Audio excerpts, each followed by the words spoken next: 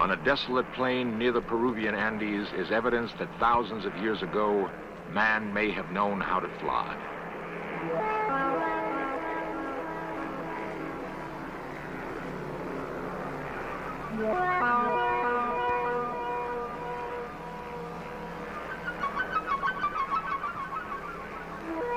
Huge drawings are etched in the ground.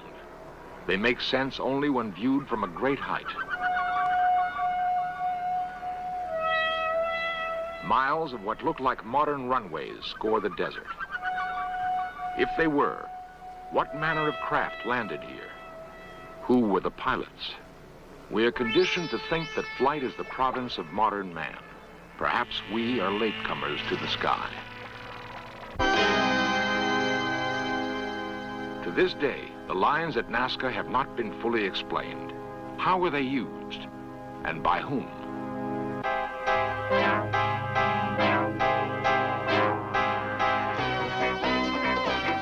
This series presents information based in part on theory and conjecture.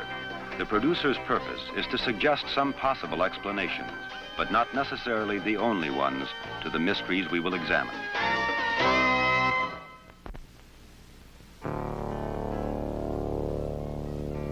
The land we call Peru is both lush jungle and arid plateau. The desert plain called Nazca is host to a strange menagerie. A 9-fingered monkey, a huge, ungainly spider, giant birds and mammoth lizards. They are cut into the dry earth, visible only from the sky. Often, as we pursue our studies of ancient civilizations, we're tantalized by discoveries that don't seem to fit our comfortable notions about the past. Some of these discoveries suggest that early man knew a great deal more about flight than we once thought possible. There are no written records to guide us as we go in search of man's dream of flight, but there are remarkable clues to be found in legend and in monuments of earth and stone. Clues that suggest our remote ancestors were not strangers to the sky, that they may even have had help in realizing their dream.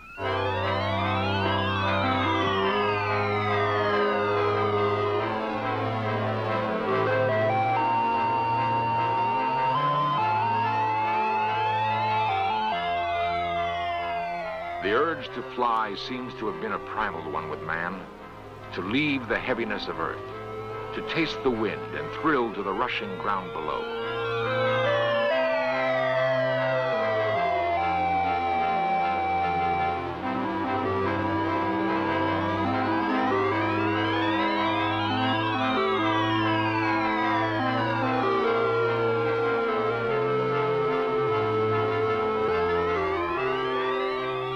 Every ancient culture known to us has legends of men who flew.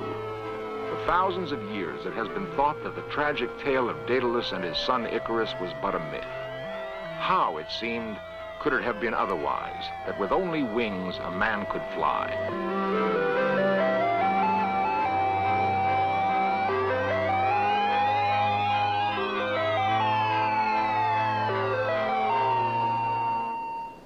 Daedalus and his son Icarus were said to live on Crete, center of ancient Mediterranean civilization. The ruler of Crete, King Minos, ordered them trapped in the famous Minoan maze. Their only escape was on the wings that the brilliant Daedalus contrived to build. Daedalus warned Icarus not to fly too close to the sun, or his wings of wax would melt. Father and son soared high into the air, but Icarus was captured by the exhilaration of flight and recklessly reached for the sun.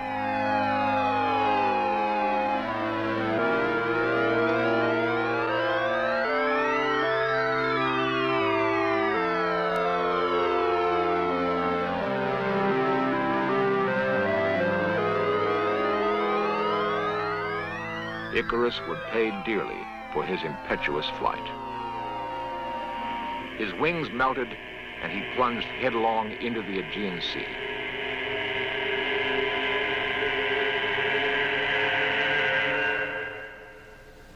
If the Icarus legend was the only story of flight in the ancient world, it could be dismissed. But there are others. Long after the Minoan Golden Age, the city of Florence dominated the culture of the Mediterranean world. It was in Florence that one of the great minds of Renaissance Europe pondered the dream of flight. Leonardo da Vinci was a classic Renaissance man.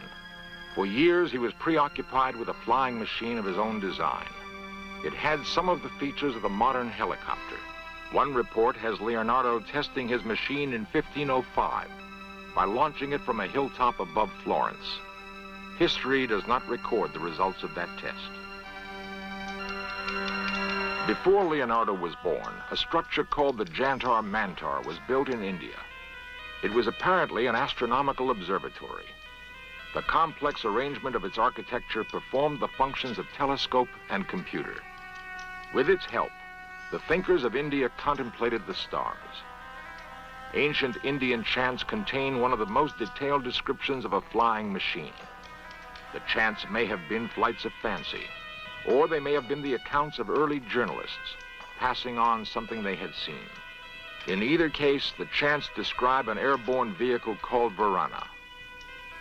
A form of energy called Sidli made it possible for the machine to fly to distant stars.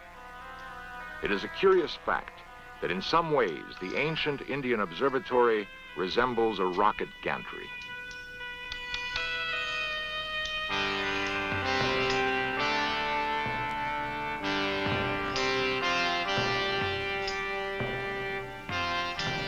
Throughout the ancient world, we see time and again an advanced knowledge of astronomy mingled with legends of flight. For the graves of Egypt are dominated by the presence of Osiris, the flying god who brought knowledge to the Nile basin.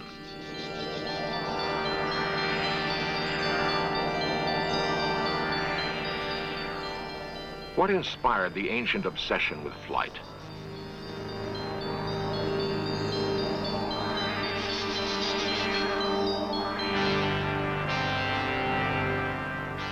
Why are the pyramids aligned in such a way as to be perfect landmarks for incoming aviators?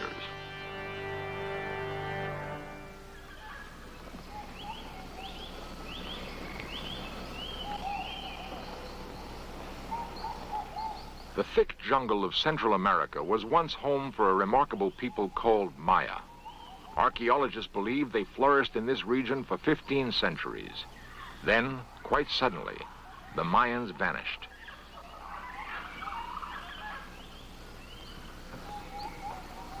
They left behind pyramids and temples. Their capital cities must have been lavish. Yet no roads connect these widely separated islands of civilization in the jungle. Perhaps the Mayans were familiar with the principles of flight, for there is evidence that, like other ancients, the Mayans were on intimate terms with the heavens. Certainly, their observatories made it possible for them to construct a calendar as accurate as any in use today. It makes us think that perhaps they, too, knew something of flight. It is 1911. Wilbur and Orville Wright are demonstrating their flying machine for the U.S. Army.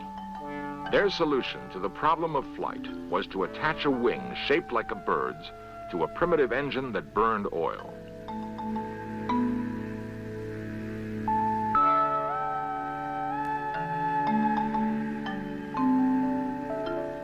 It was a solution appropriate to the dawning industrial age. But was it the only solution?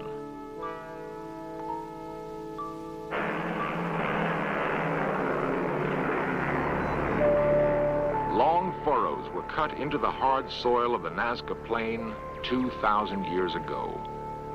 By whatever method the lines were created, they were meant to be seen from the sky. But by whom?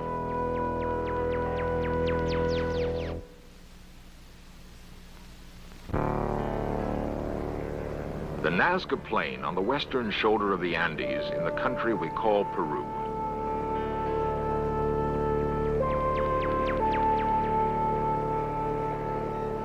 The huge designs found on the desert floor that can only make sense from the air have been duplicated in other parts of the world. The Mojave Desert near Barstow, California. Here, an ancient man stares upward. From the ground, it is impossible to tell exactly what shape the figure has taken. How then did a primitive Indian tribe make the drawing? I got the tether. Yeah, but that's not good. One possibility, one explanation for the method used, might have been the existence of ancient aviators. Okay, lift up, lift all the way up. A unique experiment was mounted to prove the point. Could men working on the ground be directed by someone hovering overhead? The site selected for the experiment was the Mojave Desert. Okay, that's good.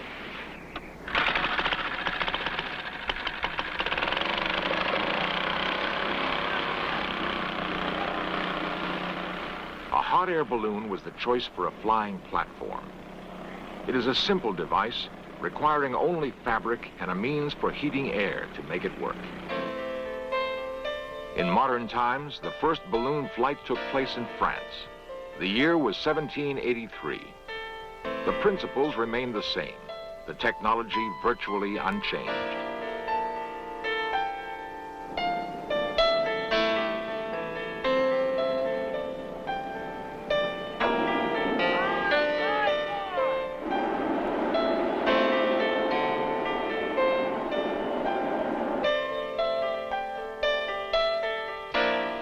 Then as now, there is a purity to balloon flight, an exhilaration undampened by the drone of engines or the blur of supersonic travel.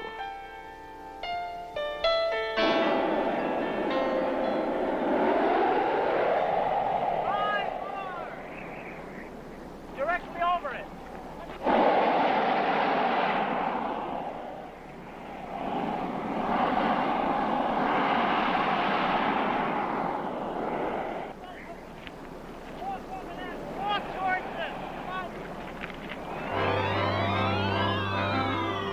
Suddenly, from on high, it is possible to understand how a land drawing could have been directed from the air thousands of years ago.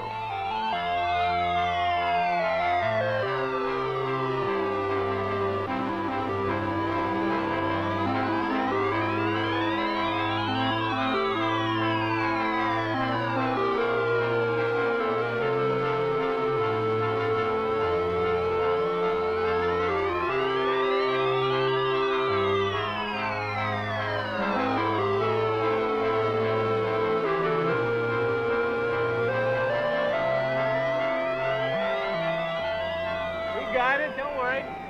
There is nothing in the Barstow experiment that could not have been done by earlier inhabitants of the desert. Bring him back over this way. Let's walk him back. Did American Indians launch balloons? Or are there other explanations?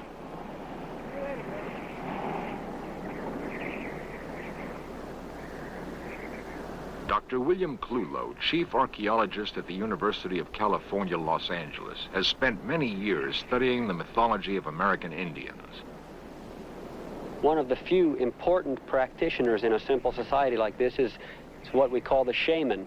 Many people would refer to it as the healer or the medicine man, but among the capacities of the shaman, we can number in many tribes the ability to take flights outside of his actual body. That is, he projects a part of his personality or his psyche outside of his body, goes beneath the earth, beneath the water, or into the heavens in order to secure some form of an intuitive statement about what is wrong in the society. And he performs healing and curing with the aid of the intuitions that he gets in these projected flights.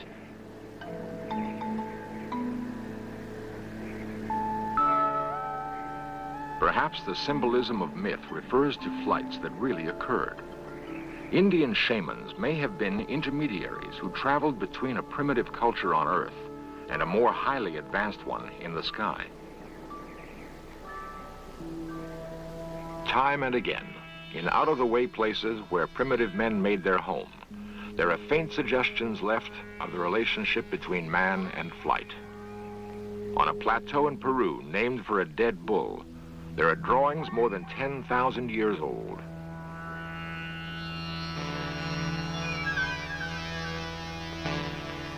One interpretation placed on them is that they depict the ancients welcoming visitors from the sky. They might be dismissed if it were not for other signs in Peru. Finely engineered roads laid 1,000 years ago connected the mighty cities of the Inca Empire. But the Incas did not possess the wheel. Were these roads runways for another form of vehicle? An airborne vehicle? Is there a connection to flight in the circular ruin of Sacsayhuaman? The calendar ring of the Incas suggests an advanced knowledge of space and time, the kind of knowledge that might have led to ancient flight.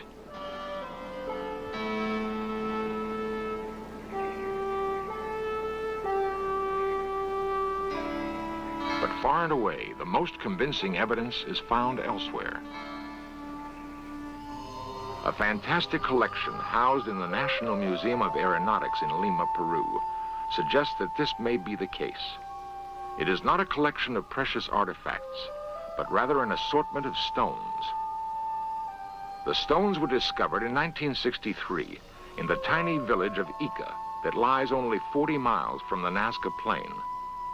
Bizarre drawings on the stones depict a curious breed of mechanical bird. On another is represented what could be a modern space shuttle. The stones are designed in the same style as Nazca ceramics. The message on the stones is evidently controversial.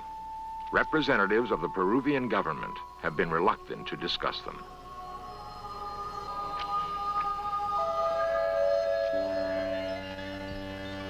Golden icons, molded by primitive Indians in the highlands of Colombia, reinforce the notion that somewhere in man's past, the dream of flight was realized.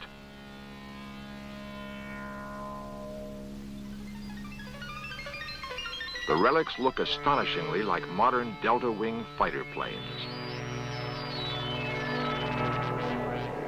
Off the coast of Peru lies the Bay of Pisco. Inscribed on a hill is a 60-foot marker. It points inland on a direct line to the mysterious Nazca Plain.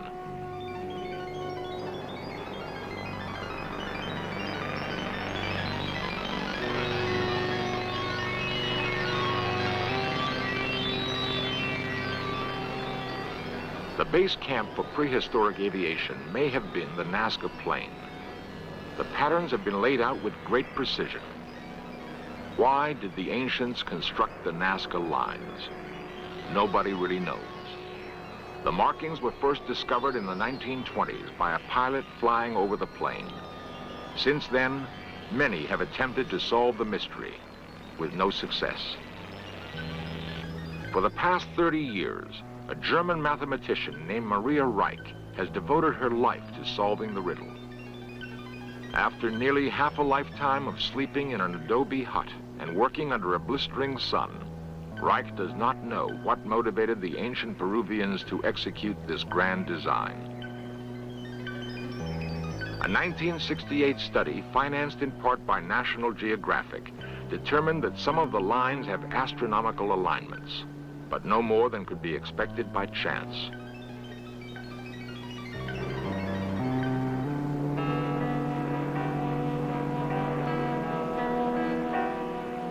And yet, the lines seem to be pointing.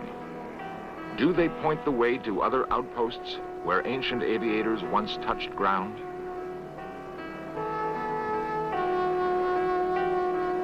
It is a persistent fancy we must allow ourselves to have, for there seems to be no other explanation on Earth.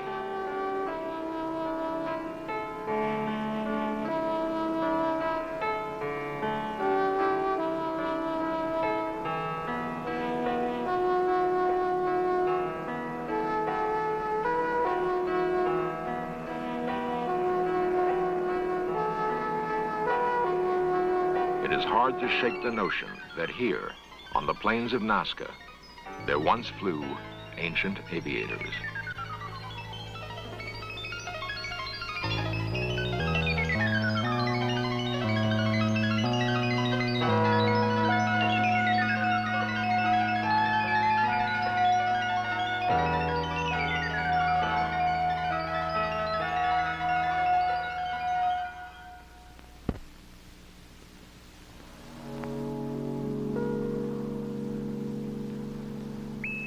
Cape Kennedy, 1970.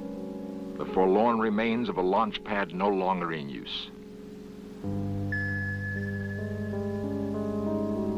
Will future generations examine the ruins of our technological civilization and wonder at the purpose of such structures?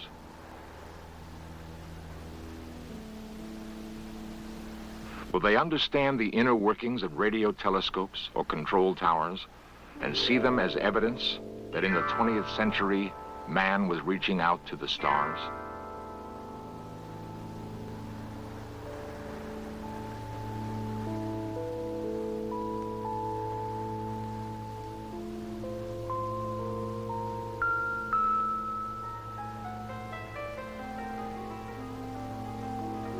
There's evidence that man has lived on this planet at least 3 million years.